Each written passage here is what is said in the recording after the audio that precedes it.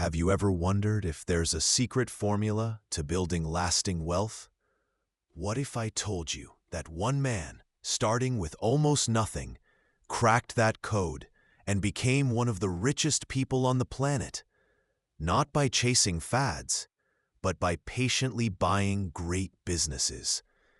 Imagine knowing how to pick stocks like he picks them, transforming your financial future.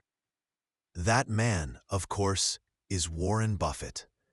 And today, on Riches Recap, we're diving deep into the playbook that made him a legend, Robert G. Hagstrom's The Warren Buffett Way. This isn't just about stocks. It's about a mindset that can change how you view investing, business, and even life itself. Stick around, because by the end of this video, you'll have a clearer path to investing like the Oracle of Omaha. Chapter 1. The Foundation. Buffett's Mental Models. Before we even talk about companies, we need to understand the mind behind the billions.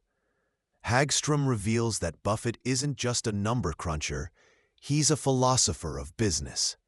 He operates with powerful mental models that most investors completely overlook.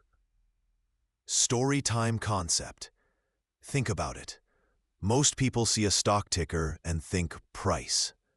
Buffett sees a business with real people, real products, and real competitive advantages. He's not buying pieces of paper. He's buying ownership in a company. This core idea, that a stock is a fractional ownership of a business, is the bedrock of his entire philosophy. Key mental models. Stocks are businesses. The most fundamental. If you wouldn't buy the entire business, why would you buy a piece of it? Mr. Market. This is a brilliant analogy from Buffett's mentor, Benjamin Graham. Imagine you have a business partner, Mr. Market, who shows up every day offering to buy your share or sell you his. Sometimes he's ecstatic and offers a high price. Other times, he's depressed and offers a low price. The key? You don't have to trade with him. You only engage when it benefits you. This teaches patience and emotional detachment. Circle of competence. Buffett only invests in businesses he truly understands. If he can't grasp how it makes money, he avoids it, no matter how exciting it seems. What's your circle of competence? Understanding these models helps us avoid panic selling and chasing speculative bubbles. It's about being rational in an often irrational market. Chapter 2.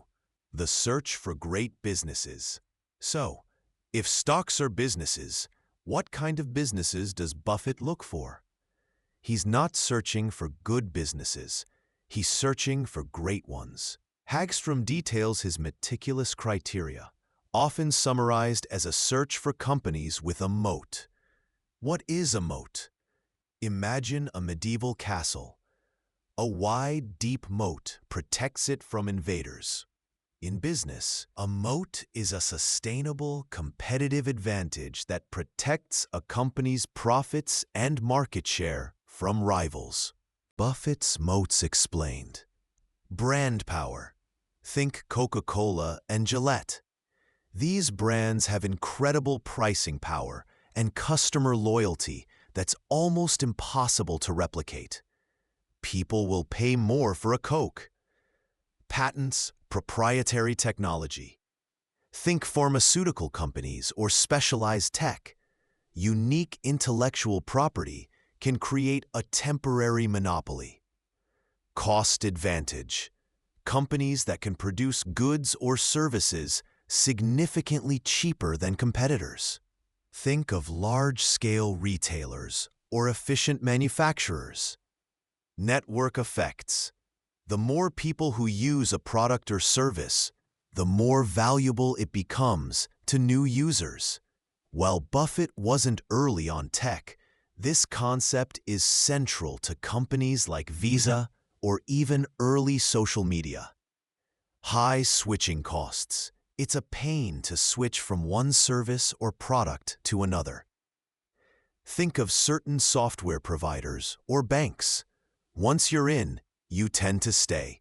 Hagstrom emphasizes that Buffett isn't interested in industries that are constantly changing or require massive capital expenditures just to keep up. He wants predictable, understandable businesses that generate consistent cash flow. This is where most investors go wrong, chasing the next big thing rather than identifying enduring value. Chapter 3: Valuation, Paying the Right Price. Finding a great business is only half the battle. Buffett famously says, "It's far better to buy a wonderful company at a fair price than a fair company at a wonderful price." This is where valuation comes in. The intrinsic value concept. Buffett's core method, derived from Benjamin Graham, is to estimate a company's intrinsic value. This is the true, underlying value of the business, independent of its fluctuating stock price. How does he do it? Future earnings power.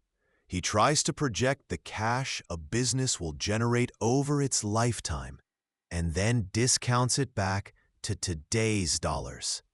This is incredibly difficult, which is why he sticks to understandable, predictable businesses. The margin of safety. Once he estimates intrinsic value, he demands a significant margin of safety. He wants to buy the business for far less than it's truly worth. If a business is worth $100, he might only buy it if he can get it for $60 or $70. This protects him from errors in his calculations and unforeseen events. It's like building a bridge that can hold 10,000 pounds, but you only ever drive 5,000-pound trucks over it. This discipline prevents overpaying for even the best companies. It's a powerful defense against irrational exuberance in the market. He patiently waits for great companies to go on sale. Chapter 4: Implementation and the Investor's Mindset. So, how do we, as individual investors, apply the Warren Buffett way? Hagstrom gives us practical steps. Become a business analyst, not a stock trader. Read annual reports. Understand management. Analyze competitors. Focus on the underlying business, not chart patterns. Think long-term. Buffett holds companies for decades. Compounding interest is your most powerful ally, but it needs time to work its magic. Don't check prices daily. Be independent in thought. Don't follow the herd. Buffett often buys when others are fearful and sells or holds when others are greedy. Practice patience and discipline, the hardest part. Waiting for the right opportunity, holding through market volatility, and resisting the urge to constantly trade. Focus on a few good ideas. Diversification is good, but over-diversification can lead to owning too many mediocre companies. Buffett concentrates his capital in his best ideas. Continuous learning. Buffett reads for hours every day. He's constantly learning about new industries and refining his understanding. This isn't a get-rich-quick scheme. It's a get-rich-slow but sure system. It requires discipline, emotional control, and a genuine love for understanding businesses. The Warren Buffett Way by Robert G. Hagstrom is more than an investment guide. It's a blueprint for rational decision-making in a world full of noise. It teaches us to act as owners, identify true value, and most importantly, cultivate the patience and discipline needed for genuine wealth creation. If you're serious about building wealth and want to move beyond speculation, this book is essential reading. What's the biggest takeaway for you from Buffett's philosophy? Let me know in the comments below. I love hearing your insights. If you found this recap helpful, make sure to hit that like button, subscribe to Rich's Recap for more deep dives into financial wisdom, and ring that notification bell so you never miss out on future insights. Until next time, keep learning, keep growing, and keep investing the smart way.